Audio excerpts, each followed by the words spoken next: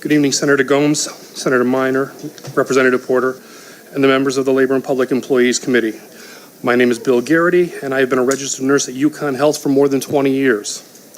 I've worked in both the bone marrow transplant and oncology units, and the last 4 years I've worked in the emergency department. I am also newly elected as president of the University Health Professionals, AFT Local 3837. I'm here to testify against House Bill 5552, an act excluding retirement benefits from collective bargaining by state and municipal employees. Many of the other union presidents have spoken much better than I could have on a lot of these areas. So I'm actually very happy that my testimony is more personal. Not every person in their 20s is thinking about retirement, but my father, a retired Local 15 union iron worker, taught me how important it is to think about the future.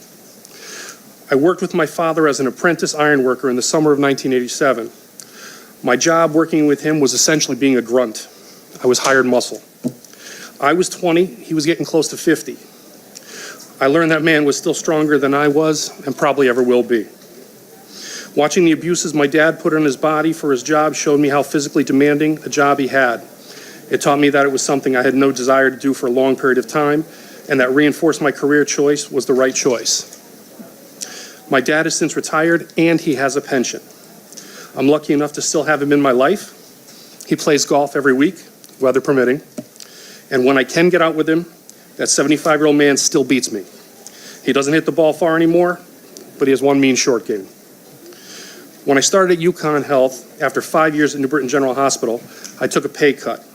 I did this because I knew I would have benefits that would be there when I was done working and ready to retire. This is a promise that was made. It was a contractual right.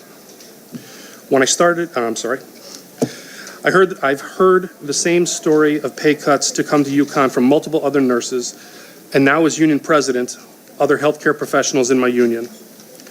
We can make more money at other area hospitals. UHP has 2,700 members with more than 150 job titles.